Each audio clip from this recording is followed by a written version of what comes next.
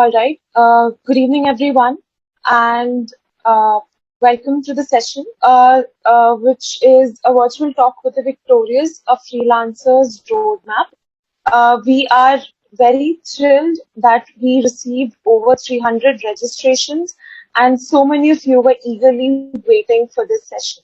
So, without further ado, let's get started. So, we have with us our wonderful panelists, which I am very proud to announce. We have Ms. Priyanka Karwa, who has been a part of LawSikho for more than 6 years now. She is the head of freelance training at LawSikho and has mentored over 750 students for freelancing, acting as a strong pillar in LawSikho to touch, has helped LawSikho touch new heights. Welcome, ma'am. I'm really pleased to have you at this session. Then, welcome, ma'am. Yes. Then secondly, we have Mr. Arjun Mohandas, who is a 2020 graduate from Government Law College. And at present, he's working full-time with LawSikho as an associate in data privacy and technology law department. He's always been interested in data privacy, emerging technologies, and their regulations. He also manages to do some part-time freelancing work, helping startups with their technology contracts, app development agreements, digital marketing agreements, and so on. So, welcome, Arjun. I am so pleased to have you at this session. Then we have Ms. Samriddhi Jain, who is indeed very popular among the LawSikho family. She has previously worked with a personal growth podcast and has used that money to buy a contract drafting diploma at LawSikho. She's a legal content writer and has started. I request all the attendees to please mute yourself. Yes. So I was with Samriddhi. She's a legal content writer and has started her learning journey with LawSikho in February 2021 with our introduction course. She's also worked with clients and agencies from the US, UK, India, and Australia. She's delivered crisp and engaging content through legal articles, legal blogs, along with legal SEO, and has now expanded into legal content design as well. She's earned over $1,000 till now through freelancing just by working from home. And she is writing, she's a writing and a contract enthusiast and continues to freelance alongside work and other commitments. I'm really glad to have you here, Samriddhi. Thank you. Yeah. Then we have Mr. Ashok Kumar Prakash Pandey, who's a fifth-year law student of BA/LLB at ILS College, Pune. He got recruited at Workbox Hub, an international freelancing platform startup based out of Dubai, UAE, in June 2021. He has been associated with them since and is drawing a stipend of rupees 4,000 per month by writing content for freelancing platform. And this is his very first, attempt at freelancing as a career, and he's been doing really well. Welcome to the session, Ashok. Thank you, ma'am. Thank you so much. Welcome. Okay, now we received over 300 questions from our students and our working professionals around this topic, right? Because we made sure that this session is going to be all about what people want to know about freelancing. So I took the liberty to compile them and pose these questions to our panelists. So we'll start with Ms. Priyanka Karwa, ma'am, because, she is the head of freelancing at LawSikho and she has the most experience in terms of teaching people how to do freelancing. Ma'am, so a lot of people have this question, right? As beginners, how does one even start the journey of freelancing? See, someone who has no experience at all. So, I mean, if you could tell us how to begin, what is the starting point of freelancing? Over to you, ma'am. Good evening, everyone. Thanks for introducing me. And today I'll be open to take all of your questions and try to do justice to that. So coming back to your question, Shivani, as you mentioned, as a starter, as a person who doesn't have any skill, can they start freelancing? This is a question which every day I get from a lot of students.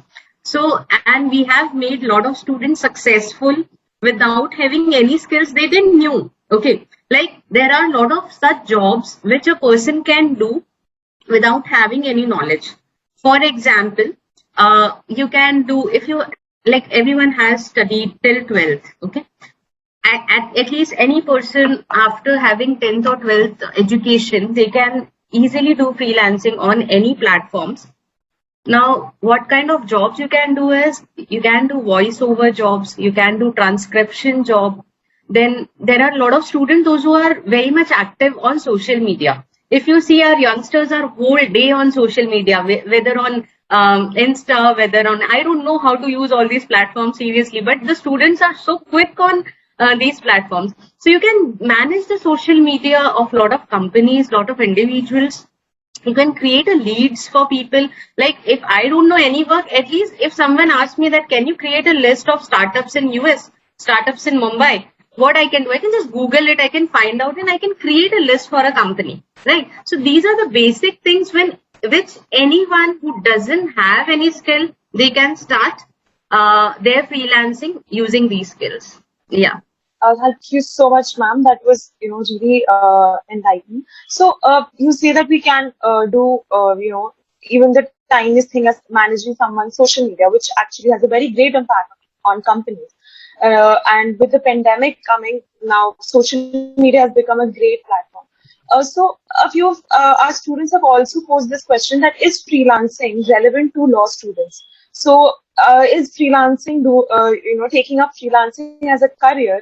Will it help somewhere in your CV? Will it help enhance your career?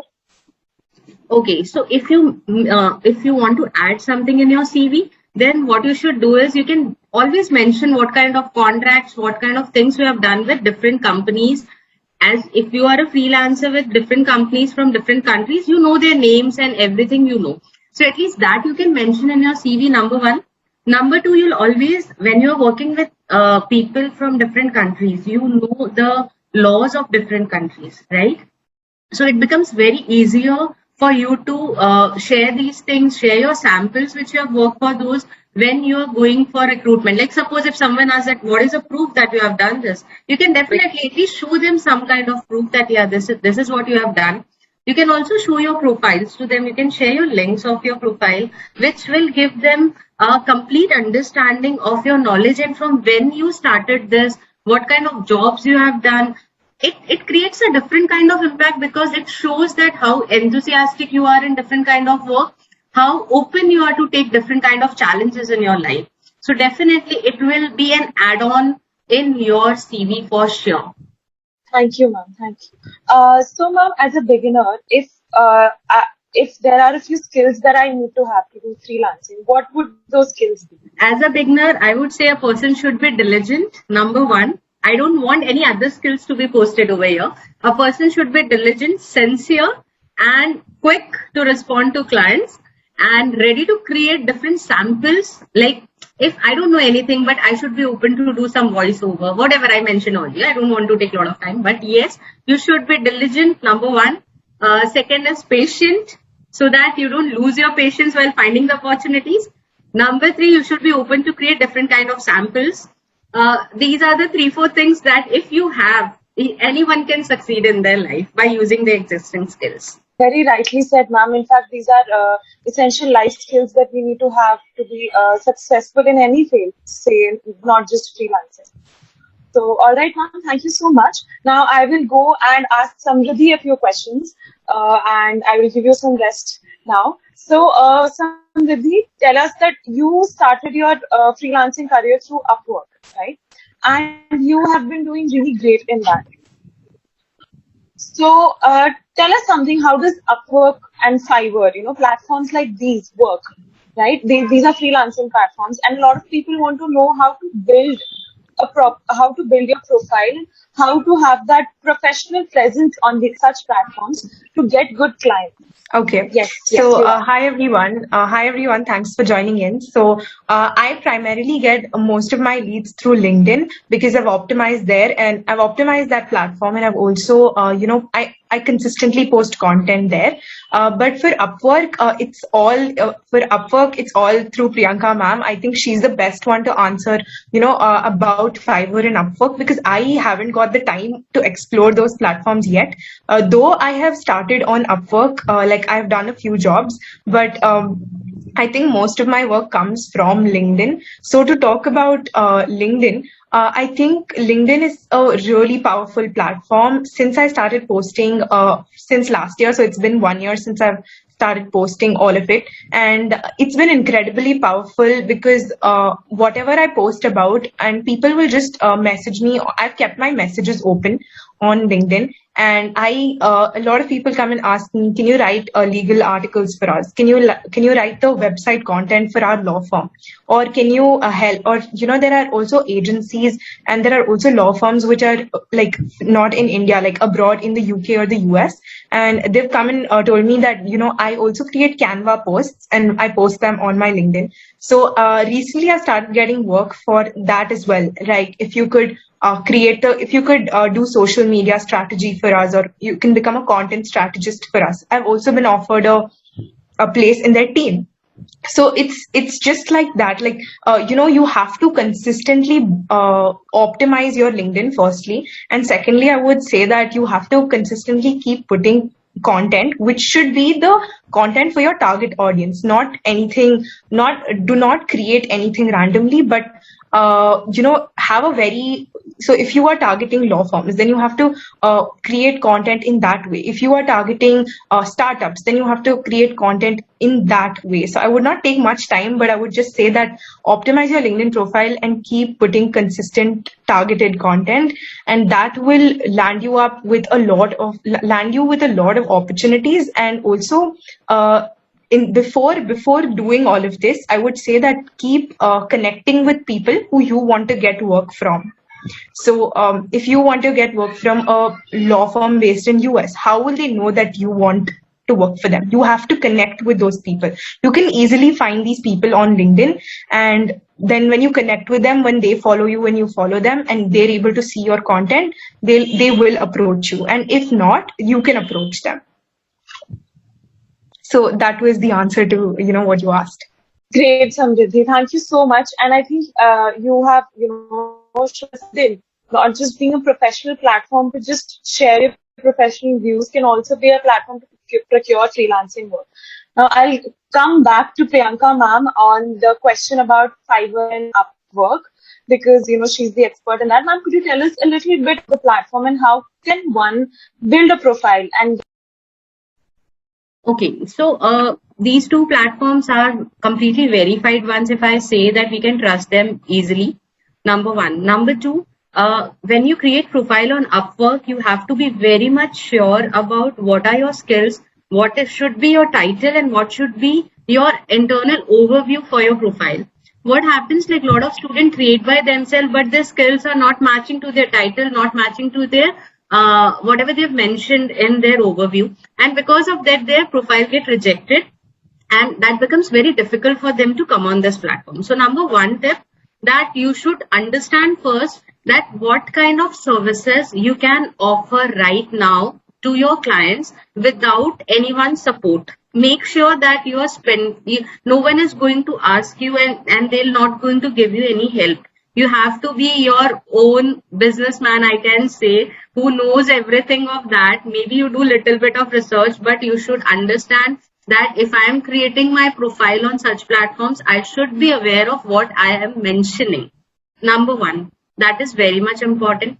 When you're building your profile, many people, as even advocates or any student those who are from legal background, I see every day, they put their title just as legal, just as advocate. It doesn't work for them. Okay, you have to be very clear.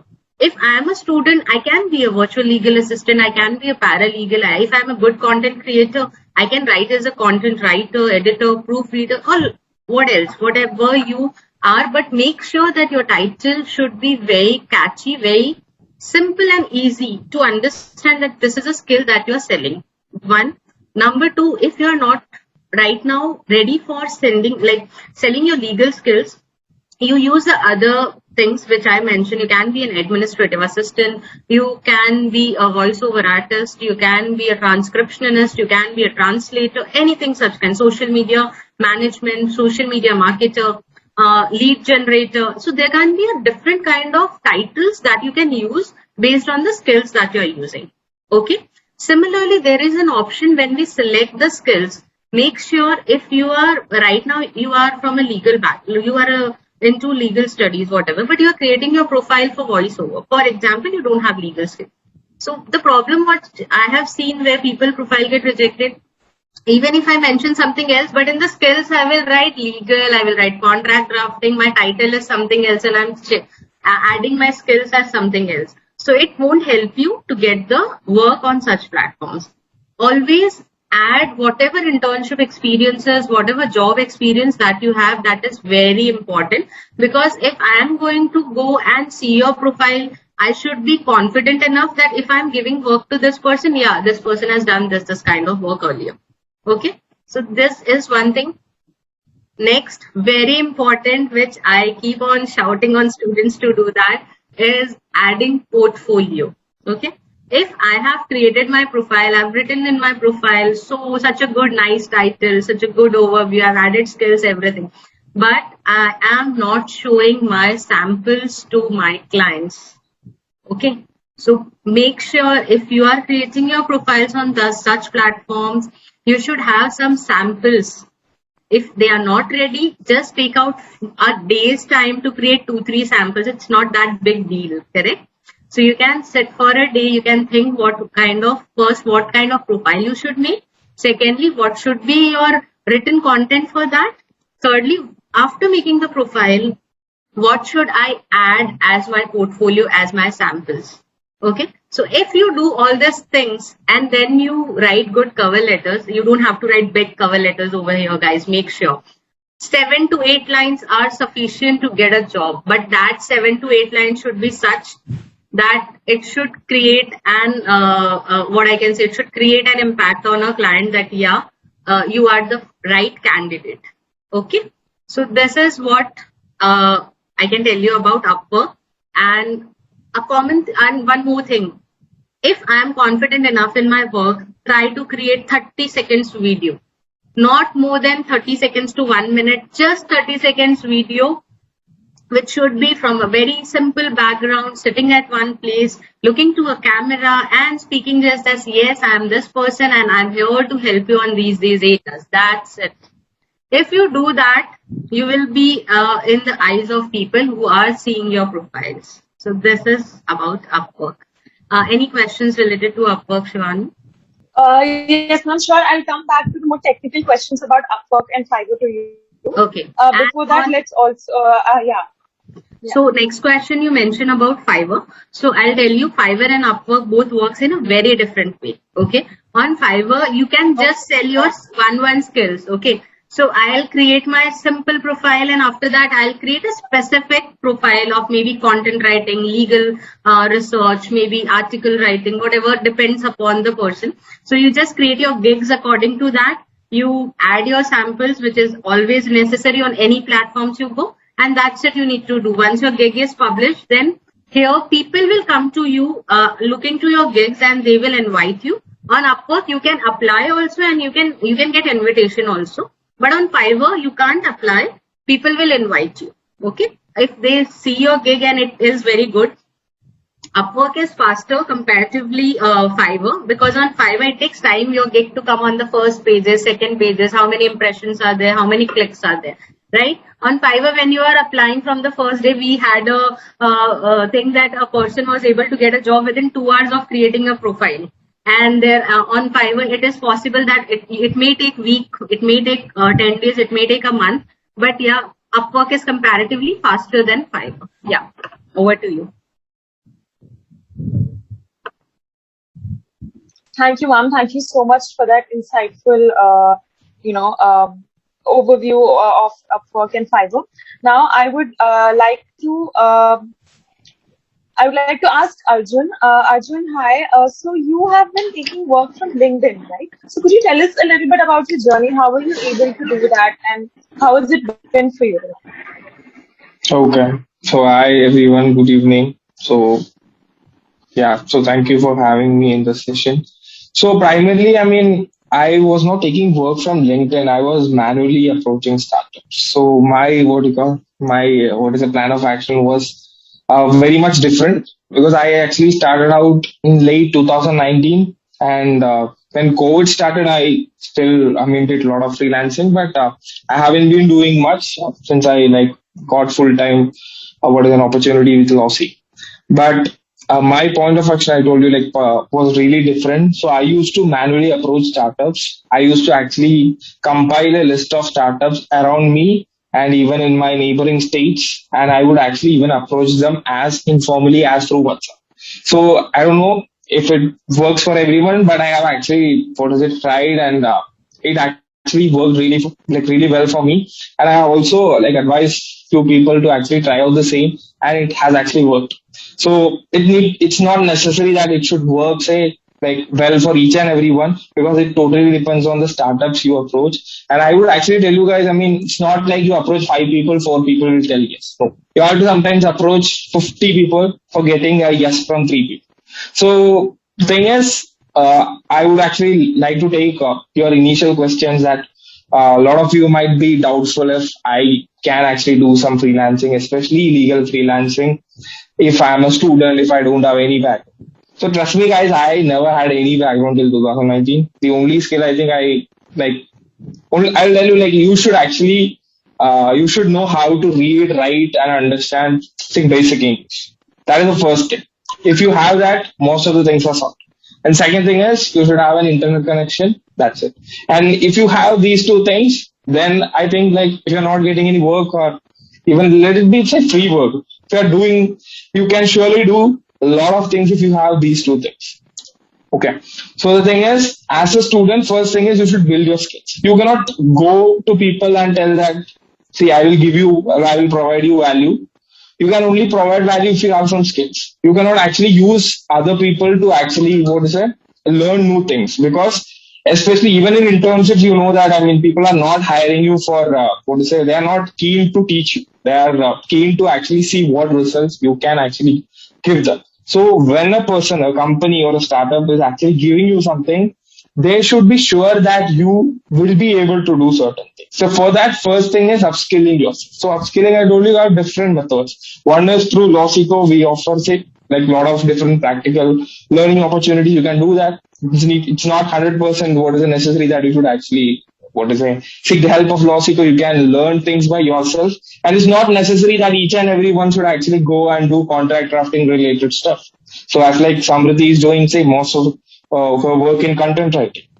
And even in Upwork, we have a lot of people who actually do things like giving voiceover and even creating website for law firms and all this stuff. So first, understand where the crowd is and try to actually get yourself separated from the crowd. That is what you should actually do first. So right now, say, a lot of people are creating a profile on Upwork 5. Then you should again ask a question like, what can I do different? Like, even if I have an account, what can I do in that account like differently from others? Only then you will be able to actually get real success. Because if you see, freelancing, it's not that easy. Like, if you ask me, is it possible for everyone? I'll tell you 100% it's possible.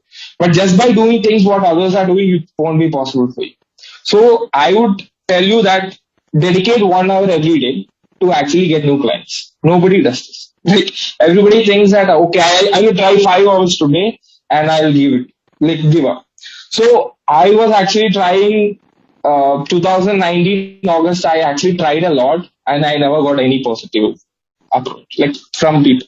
And after 2-3 months, I don't know what triggered me. I started trying in a structured manner. Every day I used to try for a certain time. Like, I used to compile the list of startups. I used to approach them on WhatsApp. So if you are a lawyer, I mean, you have restrictions, you have non-solicitation, rules by bar council. You cannot go to a startup and tell that give me legal work. No. But even as a lawyer, you can ask for free work. And I am a great, evangelist of free work. That is, if you are actually doing some freelance work for the first time, it's totally, it's totally right for people to reject you. Because why? They don't know anything about you, right? They even don't know if you can do the work. So one key thing which you can actually tell these people are, I am ready to work for free. So at least in the initial weeks or initial months, if you try this out, I'm pretty sure that you will be earning. So most of the people think that, okay, I'm doing freelancing is for earning money. Okay. So it's not like when you're starting out first, you have to make some compromises. So that is through your free work, especially as a student. I would tell you that don't focus so much on money, at least in the initial months. But if you are focusing on getting more work, build that identity that I'm a freelancer. And when you do a lot of free stuff, your burden will be less compared to when you are actually asking money from them. Plus, it helps you to give, like, give out that vibe that you are a freelancer, and it helps you to bring that out. So that's it. So any other questions? And I would also like to take up one key question. I mean, a lot of you might be apprehensive. So why should I do freelancing? Like when there are internships, should I waste my time in this? I don't need money. I don't have any problem with money. So I'll tell you whatever I have in this CV. I think my CV is a bit different just because I did freelance. To be honest with you, I have never did so many things. I have never did many internships in my fourth year. But in my last year, I was able to get some very good internship. And even recently, like uh, just few days back, I mean, Ramanuj sir actually, posted about me. And after seeing that post, a lawyer from a tier one law firm actually messaged me on LinkedIn personally and asked if you are interested in an assessment internship opportunity. I am pretty much sure that if I would have applied normally, I would have never got an internship opportunity. And even with the internship opportunities I have applied, I have actually got contract drafting related work just because I have did contract drafting as a part of freelancing, where people who were like with me, they were getting research work. So trust me on this, guys. Obviously, freelancing will help you to make your CV better. It will actually give you a different identity, and even your recruiters or your seniors in your internship will value that a lot because that actually shows that you're doing something different. So whatever internships I have got, my CV, I don't have so many great internships, but I write that I have done such and such things in freelancing. And whenever people take interview, actually they like to ask questions about this. So you told that you are in freelancing. So what kind of work did you do? So I personally felt that freelancing has actually helped me a lot, even getting internship opportunities. That's it. So any particular questions? Thank you, Arjun. Thank you so much. This is really inspiring, how your journey has been. It says that you have to keep working hard, keep working towards it, and Yeah. you will definitely, freelancing and LawSikho is giving you such a good platform that you are now able to receive, offers from a tier one law firm. Congratulations on that. And this, I hope, is very inspiring to all of us as well. So I'll quickly go to Ashok, and then we'll come back with the more questions to all of you. So, hello Ashok, you have indeed used a different platform to start your freelancing journey. So, could you tell us a little bit about how your journey has been? Yes. So, good evening. Before I start, I would really like to thank LawSikho, Priyanka ma'am, and Shivani ma'am, and everyone else present here for Sneha ma'am for giving me the opportunity to be present here. I mean, if I have to be very honest, after listening to all the other panelists speak, I really consider myself to be a very immature person on this panel. So, because my experiences, my achievements in freelancing so far have really not, reached the scales which the other panelists on the panel today have achieved. But well, talking about Workbox Hub, I had initially joined the Freelancing Warriors group, and I was also interested in finding work on Upwork and Fiverr. Priyanka ma'am personally got on a call with me, and she helped me create my profiles on both the platforms. And she told me that, keep digging, keep working hard, and you will definitely find work. She was always very inspiring and very motivating. And one fine day, I just got a message from her on personal chat saying that, Ashok, I have a friend in Dubai who's starting a freelancing platform. I know that you have good skills as a content writer and you want to do content writing. So would you like to work with her? I was like, sure, ma'am. Sounds like a brilliant opportunity. After some days, Suman approached me. She took my writing samples. She liked it. And since then, I have been working with Workbox Hub. So my journey as a freelancer started with an accident, I would say, and that was getting in touch with Priyanka ma'am about Workbox Hub. I mean, I don't know what came to her mind that she thought that I would be the perfect person to, I would be a good person for this opportunity. And really, after getting in touch with Suman, after knowing about Workbox Hub, about the team that she's working with, about how great of a person she is, I'm really very thankful to to Priyanka ma'am and to LawSikho for getting me in touch with this opportunity. Speaking about the kind of work that I have been doing, in the initial 1.5 months, I was writing content for the blogs of Workbox Hub. I was writing content on different kinds of topics which would be relevant for freelancers across all categories: amateur freelancers, expert freelancers, freelancers of a particular skill, and how exactly a freelancer is supposed to approach a client or how a profile needs to be built. So working with Workbox Hub gave me a very good understanding of how the freelancing industry exactly works and what are the nuances of it. Recently, through Workbox Hub only, I am now working with Suman for another platform that she is creating, which is Intern Connect, which looks at providing internship opportunities to students in Dubai. And the target for now is Dubai only, but we have a very vibrant and a very positive minded team working with us, and we really hope to take it on to a global level very soon. So I am helping Suman with the legal content part of Intern Connect. I am writing the terms and conditions and the privacy policy for that platform. So that is the work that I'm currently engaged in. It has been a very, very learningful experience. I mean, even though, monetarily, I might not be as successful as the other two freelancers in this panel are, but knowledge wise, it has really, working with Workbox Hub and Suman has really laid a very strong foundation. And I know for a fact that tomorrow, if I start, putting in some efforts, just like Arjun sir spoke about, like putting in 2 hours, I am aware of the strategies that I have to use in order to get good work. So like that, Workbox Hub has really been a very, very rewarding and delightful experience for me. Thank you so much, Ashok. That was really enlightening, and there are so many new avenues of opportunities out there that so many of us don't even know about. So it's great to have you on board. So now I'll come back to Samriddhi. Samriddhi, you're one of our youngest achievers, right, in freelancing. So please tell us a little bit about how your journey started, how LawSikho had a role to play in it, and how has LinkedIn, I mean, how are you able to manage it along with your studies and along with your college and everything? Okay, sure. Thank you. Thank you so much. So, to talk about, from where I started. So, I'm currently in my first year of law school, and like it's just going to end. I'm going to move to my second year now. But it started back in December 2020, where I got an opportunity through Instagram to write scripts for a podcast based in the US.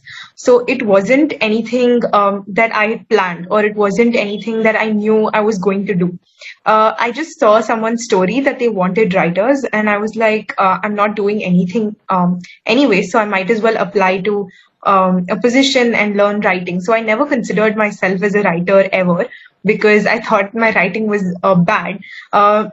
But then when I applied for that position, they asked me to write a sample, and they really liked the way I wrote the script, and I got hired over there, and I worked there for more than 5 months. And with the money that I earned from there, I was able to join LawSikho's contract diploma course, which I always wanted to do because since September last year, I was continuously watching Ramanand sir's webinars, and he spoke a lot about freelancing as well as starting early in terms of law school, like starting early to explore what you want, because you will not magically know what you want to do at the end of 5 years. You will have to keep doing and experimenting with things so that you can finally decide that, which area you want to venture into.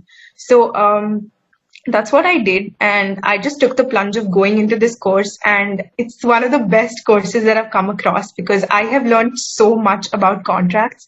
Like we just completed our corporate contracts module, and we shifted to IP law-based contracts just today. We had our class in the morning, and it was such an amazing session. And I think it's with every session I learned so much here.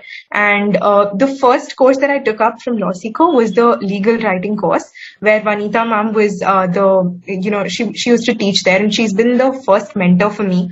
So she's always been with me, and she's helped me understand the how to really write good legal articles, or just articles for that matter. And I think that was where it all started in terms of legal freelancing. And then when I started posting about it on LinkedIn, people started approaching me. My first legal writing was just it was a very small project to write a 500-word blog and things like that. And then slowly it started growing. I had a few law firms from India as well as from the US approach me to write a website content for them. So then I realized that, okay, I can even do website content and not just blogs or articles. And then a few people started approaching me for Canva designs, like I'd mentioned previously. So then it kind of expanded. So now I do a lot of different things. I do Canva designs, I do content strategy, I do content writing, legal articles, blogs, marketing copy. I can also, I do social media strategy, social media posts and all of that. So it started with just one thing, and I never knew I would end up doing so many things or offering these kind of services. And to talk about LinkedIn specifically, so I would say that it is just about connecting with the right people and posting the right content, and they will come to you. And if it's not like, if they don't come to you, you cannot approach them.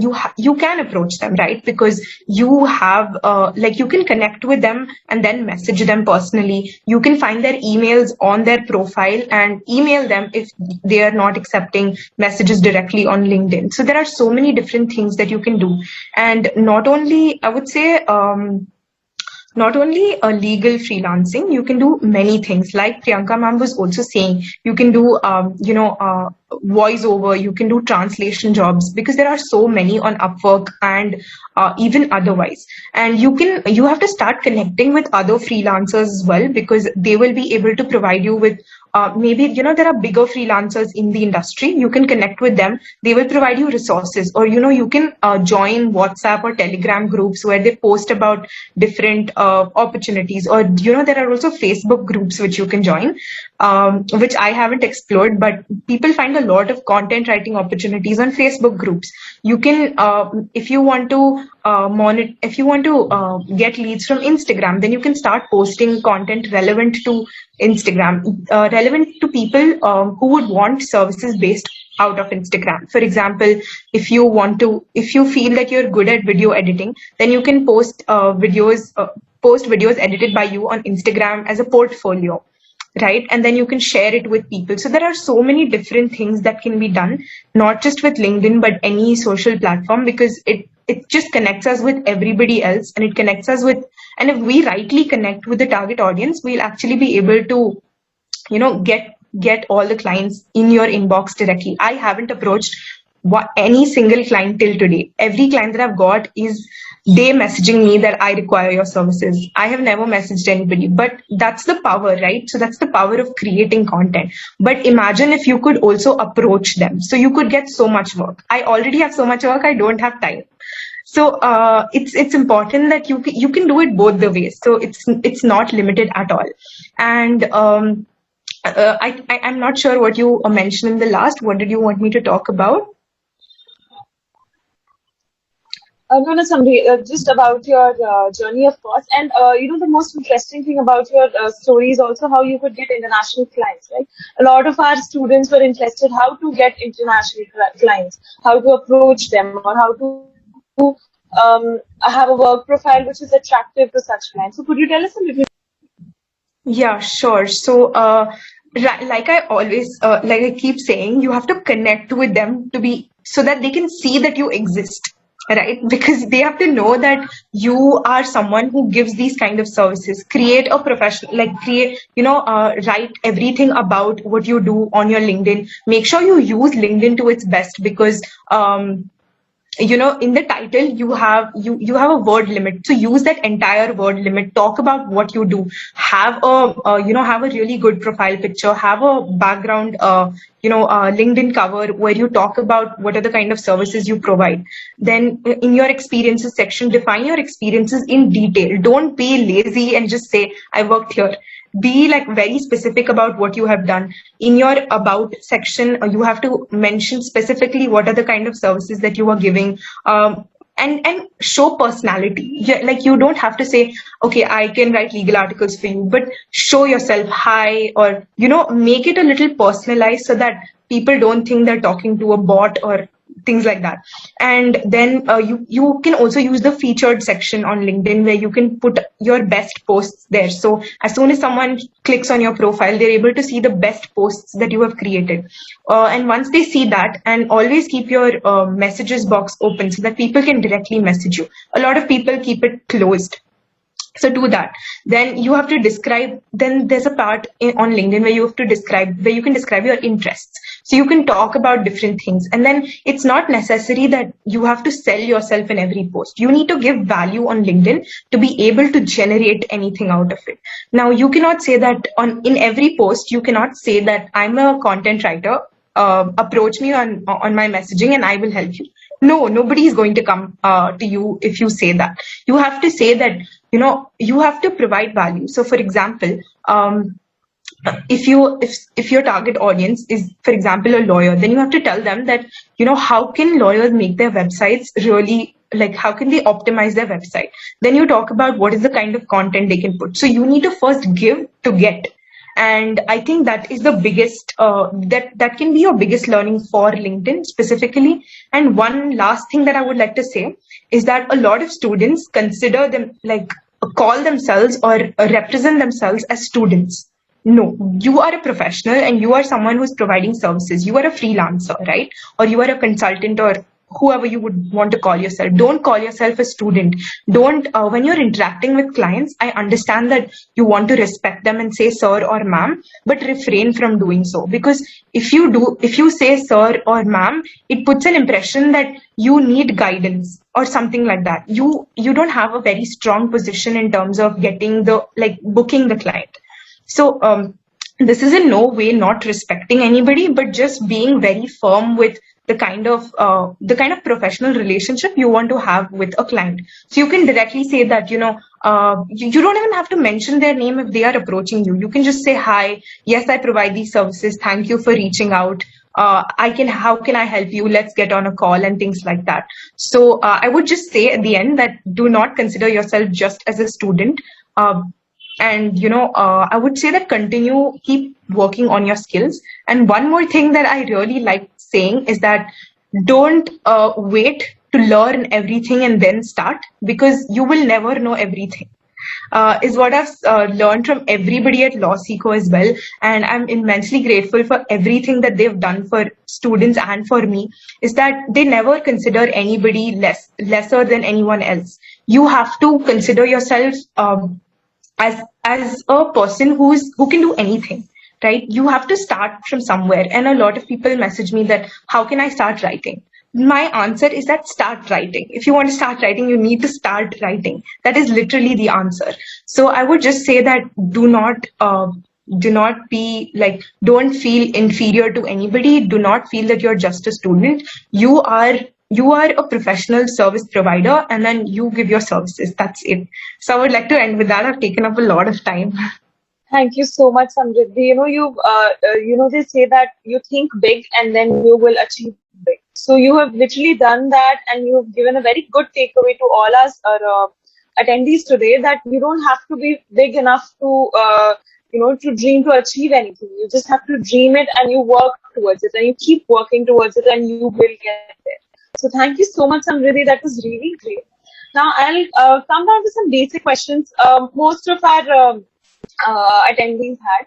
Ma'am, if you could answer this, Priyanka ma'am, that a lot of people struggle. How do we find the right area, right niche area of us? How do we know that this is what we are good at and this is what we should do for freelancing? Any tips, ma'am, that you have?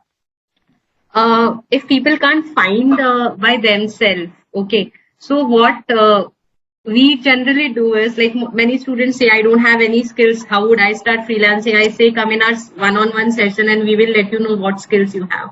So that is what we do when we take one-on-one sessions for creating their profile, I and my team. we are very much clear. We speak to a student for 5 to 10 minutes. That I did with Ashok, I did with Samriddhi, I did with everyone. And because of which I knew that, okay, these people have these skills. So if something comes to me, I reach out to a right person and I say that, okay, I have an opportunity for you. Okay. So this is what is like, I can't tell anyone that, okay, how to select your niche area. If you can't select it, we'll be there with you for 5-10 minutes quick chat, and we'll find out which is that area where we can start working. So this is a question, like, it can only come up by discussion personally with the student. No, ma'am, very, very rightly said. And LawSikho, the courses that we provide, all of the courses, apart from the introductory ones, have a freelancing and a virtual writing session. So all our students are not only nurtured with the practical learning of the subject they've chosen, they also get exposure to venture into freelancing, and their writing is also, parallelly enhanced. So that way, in case anyone of you is interested, you're free to email us or messages. We'll be sharing our contact details soon on the chat. So that is that. And yes, if like ma'am said, if you don't know what your niche area is, then maybe you could start by identifying, by trying to see what maybe interests you, which subject interests you. There's so many options that today our panelists have mentioned. Some of which even I don't know, like giving voiceovers, writing a social media post, making a poster. Just see what might interest you, and then you can, with some professional help, you will be able to find your niche area. All right. Now, I want to come back to Arjun. And Arjun, I have a question for you that, a lot of people ask us that it's very time consuming, right, to do freelancing, and you were able to do it very smoothly, and you've been successful at it. But a lot of people also ask that how much time should we consume? And second question is, can someone wholly depend on freelancing as a career option? Okay, great. So time as a, like, I feel like if you are like, what is it, presently a student who's doing law, you won't get more time like when you are a professional. That is like, you're going to be free only when you are a student. I'll be very honest with you, because I was from a normal government college. Maybe that is a very, what is a good reason. I didn't have many things to do. And to be honest, I like went to college rarely. I won't go like every day. And I thought like I could actually utilize like time like differently. But I'm not telling that you shouldn't go to college. I mean, to be honest, like that also helps. But the thing is, so yeah, the time that is 1 hour I was actually telling you, that is, you should actually use that 1 hour just for building clients, or say to build people who can actually give you work. Doing the work requires all, like, it's totally different. And if you are really new to something, you have to give in more time.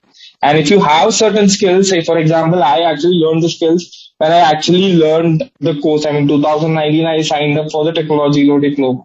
Before that, I never knew like what to do. And when you're approaching people, so I am actually from Kerala. I'm in like a very small city or a town in Kerala. So when I actually approach people telling that I would be able to help you with technology law related stuff, they'll be very happy, because in Kerala, being like a tier 3 city or something, you can't find technology lawyers even if you're ready to pay.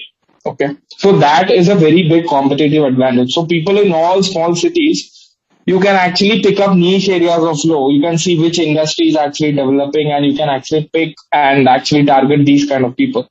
So targeting people can happen directly, like I did. Like, you can directly WhatsApp them, or say go to events. I used to go to startup events. Okay, so I actually tell them that, okay, I used to work for free, because if when you're telling them I'm a freelancer, then they don't have this urge to actually come back to you and give you work. But if you tell them that I am ready to work for free, then literally they don't have any reason to tell them, right? So suppose I'm telling you that I am ready to work and I am ready to help you for free. I'm not expecting anything in return. I just want exposure and stuff. Why should somebody reject you? Right? Like a very, very minimal reasons to actually reject you. But if you are, let's say, straight away demanding something initially, I mean, you may be able to do it if your work is really good, or if your outreach is really good.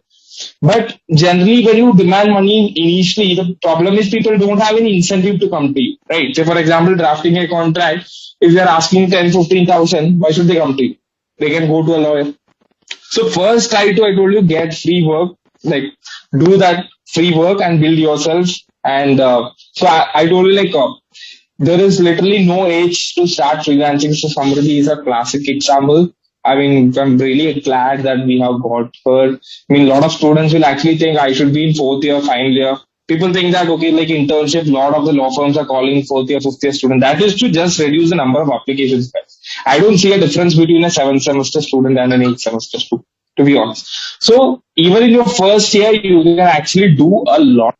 So given the time, I will tell you, spend at least 1 to 2 hours every day for client development. So this is like compiling the startups which you can actually, go ahead and approach.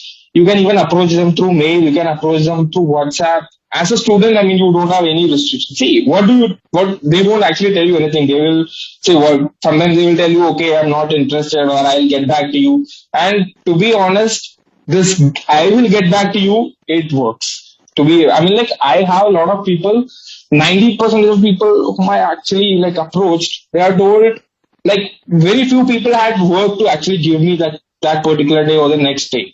A lot of people are like, they come back to me after 3 or 4 months. They save my number, and when they have a particular requirement, they come back to you. So never lose hope, guys. I mean, you have to, I told you, like, dedicate 1 hour every day. But first thing is primarily learning the skills. If you like to draft contracts for startups, you cannot actually go to a startup and tell that, okay, I will draft contract for you without knowing it. It will be a terrible idea. Because if you draft a faulty contract, then obviously you are losing your credibility, even your confidence, everything. So first thing is, if you want to actually draft a contract, learn some basics in contract drafting. You don't have to be a pro. You're not going to be a lawyer. Right?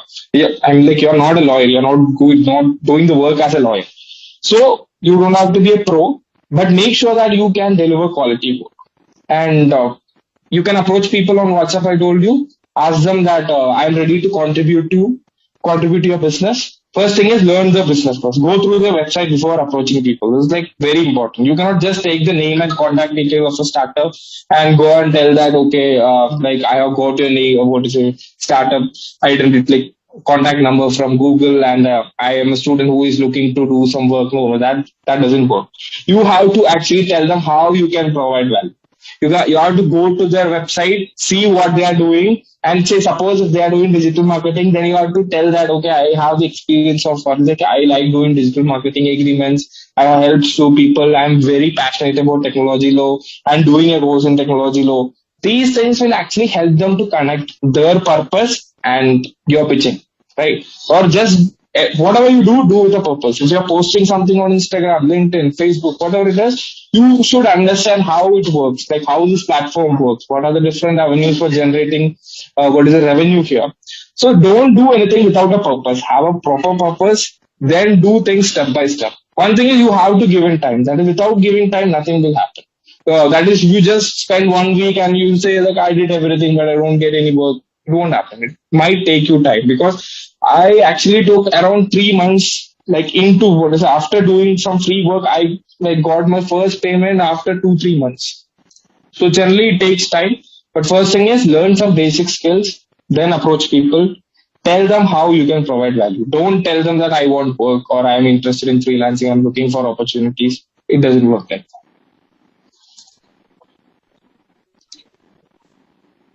All right. Thank you. Thank you so much, Arjun. I would like to ask Ashok. So, Ashok, tell us a question, answer to this, that can freelancing be considered as a full-time job opportunity? A lot of people had this query that apart from it being a side hustle or a side income for you, is it something that people can consider full-time?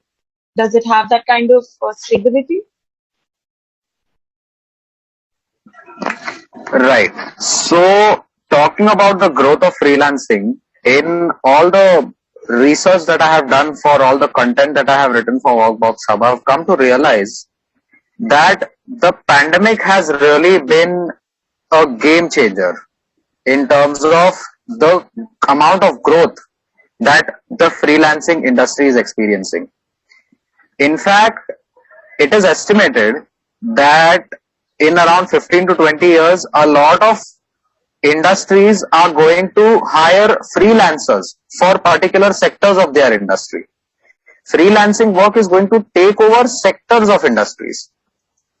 So, to answer your question about whether it is possible to, take up freelancing as a full-time job, considering the present circumstances, I would respectfully say no if you are not someone who already has a very stable income coming in from freelancing.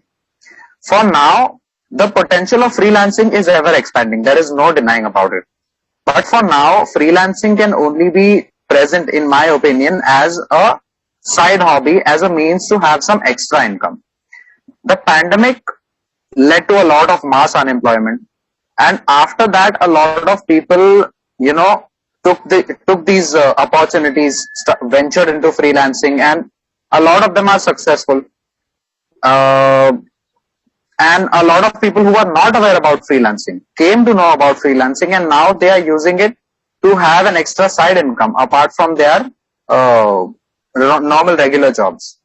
So, I mean, I'm not saying that, I'm not completely disregarding the potential of freelancing as a full-time opportunity, but I think one should only consider leaving their stable and full-time job when they are 100% sure that they are generating a respectable income out of freelancing, and once they, get into the flow and get the hang of it. So yeah, that is my opinion. Thank you, Ashok, for giving a very realistic point of view for this. I would also request Priyanka ma'am to give her views on this same question about the scope of freelancing in our country. Or now the pandemic has removed all the physical boundaries. Yeah. So, Ashok has pointed out very clearly that this is like the pandemic has been a game changer. And for our country specifically, I would say we are in edge above the other countries. For example, if I say hourly wage rate of our country, if I compare to US, you can think if in US a normal person won't work below $25 to $30 per hour. But here, if I'm getting $5 per hour as someone who is starting something, it is very good amount for me. So just think, if you're providing very good services to your clients at 5 hours, at the same time you have competitors from other countries who are providing, who can't go below $25 because that is not possible for them. Okay. So then, and if you provide them good services, definitely no one would like to spend extra money of their company and spending them if we are getting someone at a cheaper rate, but with good services. So yes, I would say we are above all the countries. If we can learn different skills, if we can provide them with good services, we can beat everyone in this world. And yes, freelancing, you can go ahead. Make sure you should have patience, number one. And if you think that every month I'm earning the same money, it is not possible in the freelancing. 1 month you may have a lot of work with you.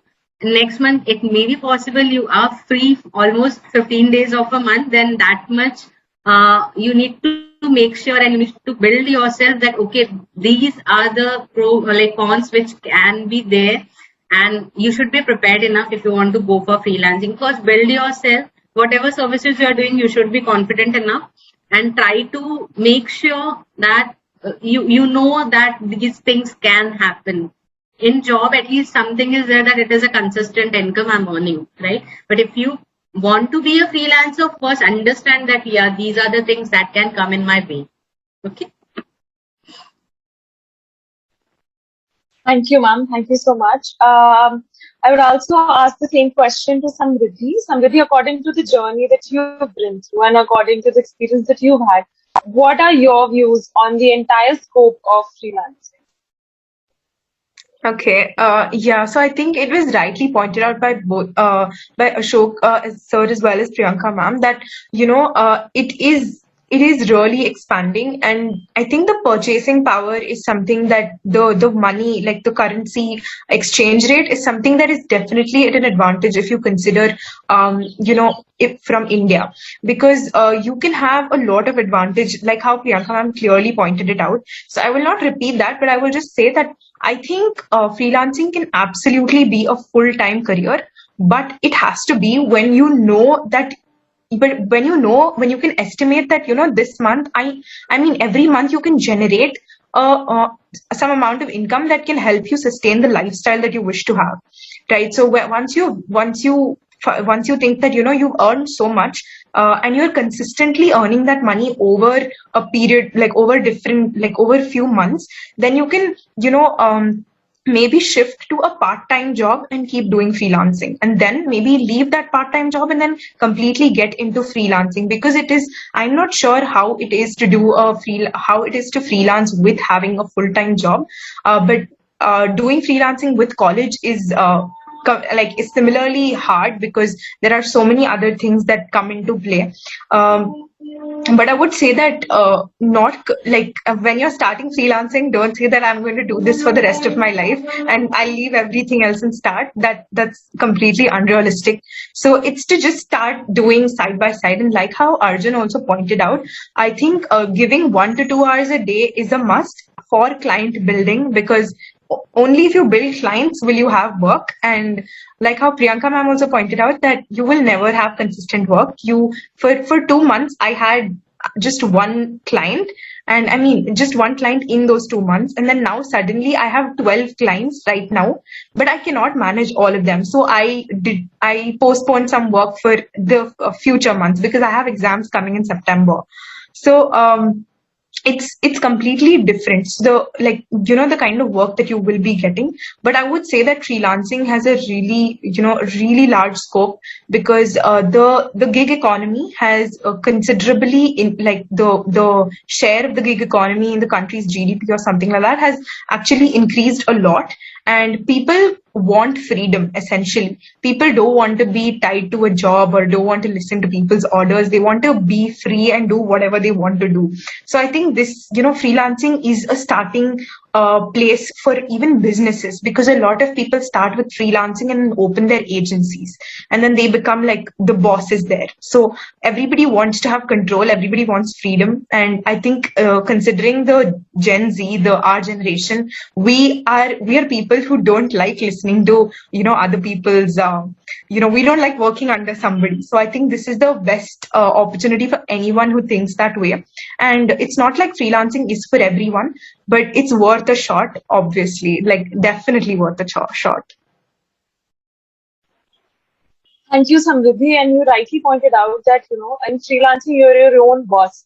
You can have your flexible work timings, and it's up to you how you want to present yourself. So with that also comes the responsibility to do it really well, do it diligently. Like ma'am said, you need to have patience, you need to have determination. And like Arjun also said, that you need to keep working hard. And like Ashok pointed out, that if you have the right opportunity, just grab it, right? Do not think too much about it. Like at the same time, you can't keep thinking, okay, should I wait till I get the right niche area, or should I wait till I get the right writing skills? You need to start now. And that is essentially the key to be successful in this field. So in the end, I would just the last few questions for you, which will just wrap up this session. Just a second.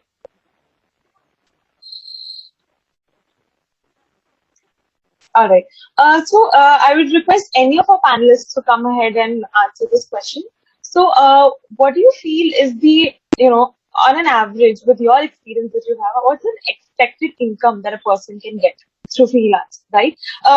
Because a lot of questions that we received were mostly related to the monetary part of freelancing. So even if you have to consider it as a part-time job, how much should one expect initially, and then once the profile is built, how much should one expect? I open it to the panel. Anyone can go. So regarding the money part, it totally depends on what work you're See, like it totally depends. I mean, the problem is, see, when you're doing content writing, you are earning a different, in different patterns. When you are doing contract drafting, you are, what is it, getting something different. It totally depends. I guess, I mean, I'm not sure about Upwork because I have never created any profile there till now. So when you approach people manually, it totally depends, like, the size of the business, the location where they are functioning. Because I have had friends, I mean, they used to draft a very basic contract and they used to charge 20K. Like friends from tier one cities like Mumbai, because the problem is that anyway lawyers charge more.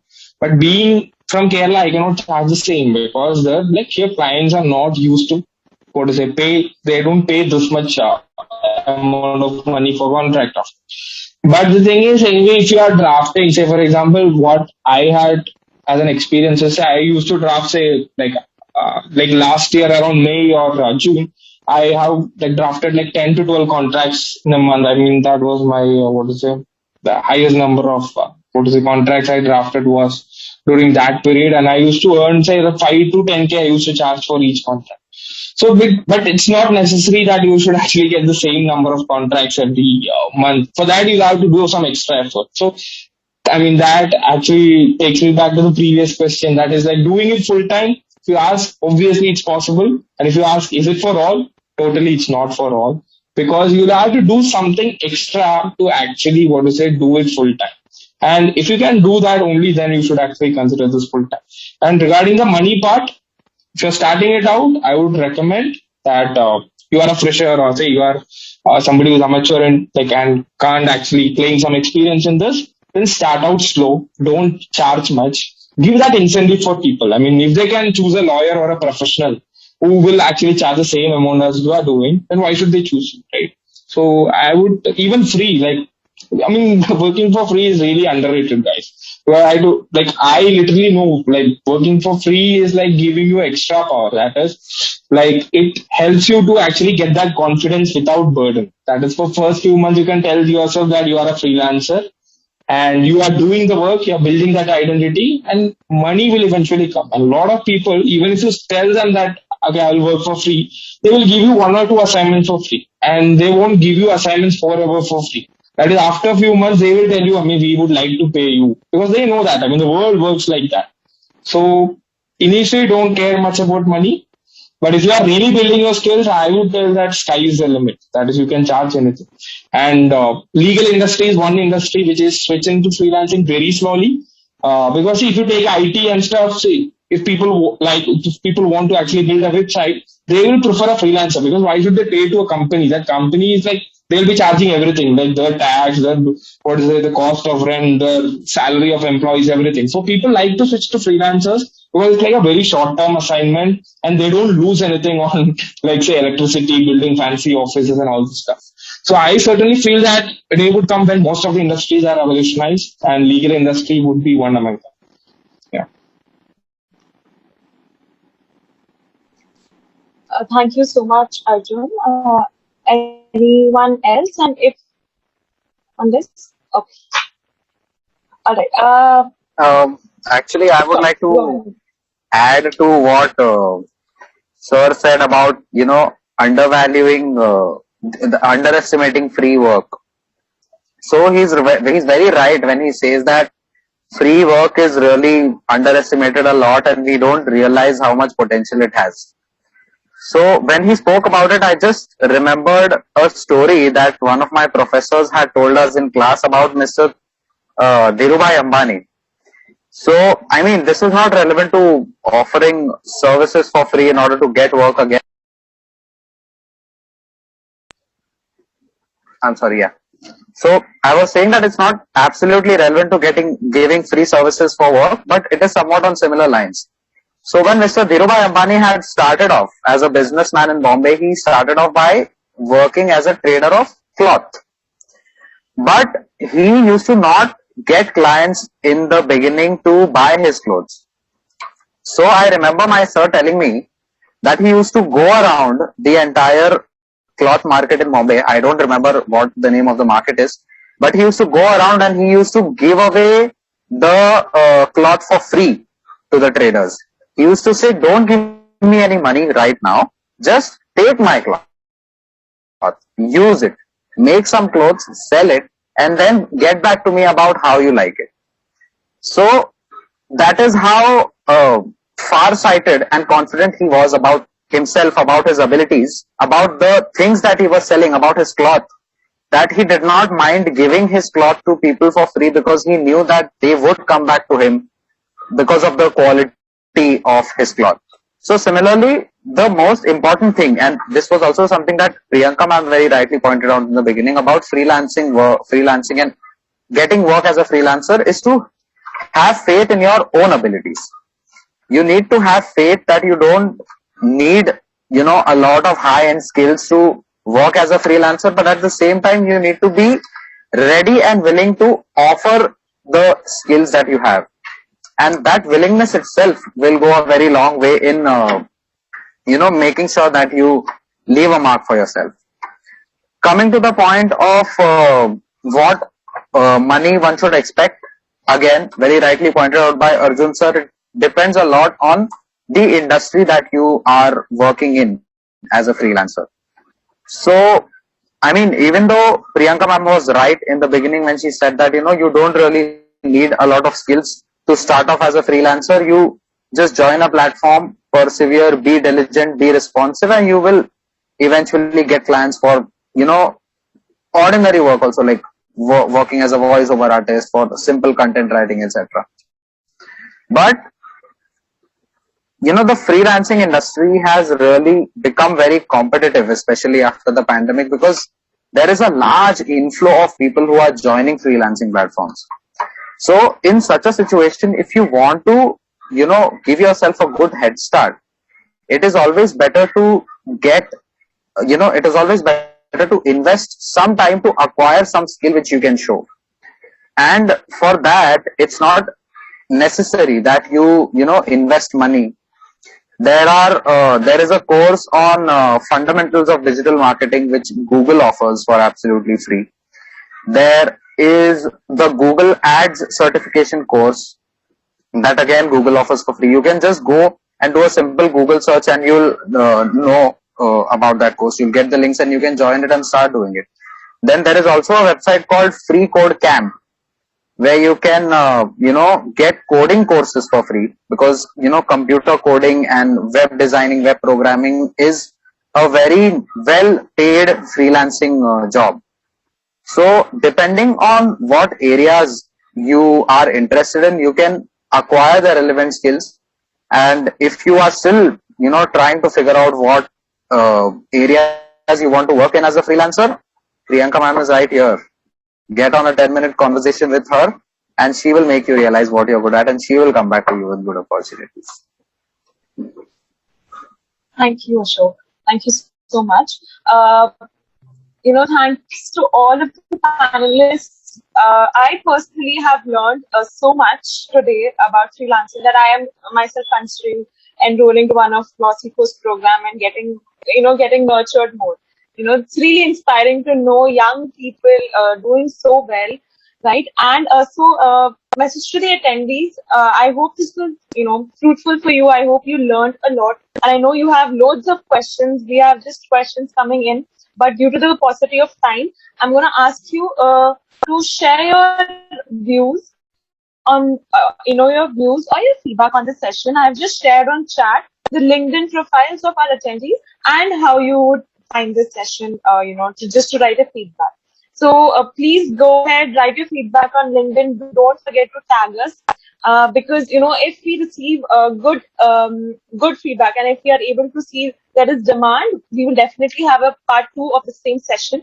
And if our panelists are kind enough, we'll have with the same panelists with more questions and with more new things to learn to all of us. So guys, do not forget to do that. And yes, like Priyanka ma'am has been a mentor to so many students. She's helped so many students till now with her expertise, right? And yes, she's exclusively available to LawSikho students, right? So in case you are interested in any of the courses, guys, any of the courses that LawSikho offers, because they're not just mainstream courses, there's so many, there are hundreds of courses offered by them. Do go check out the website and just have a look through. Maybe something you might find that might interest you, and then definitely you'll get a chance to grow, connect, and enhance your profile with us. We'll be there with you till the very end of your destination. So with that, I would like to end this session, and I would like to remind the attendees to please give your feedback on LinkedIn, because we are super excited about this. We want a part two definitely, so that we can know more. Because just 1 hour is too less of a time to know everything that all of you have to say, right? And guys, please feel free to get in touch with us, right? Maybe I'll just share the email ID. Uh, Sneha will be sharing the email ID and the phone contact number. Anyone of you who's interested in any of the courses, who is having trouble deciding which course to go for, please get in touch with us. We will definitely, help you.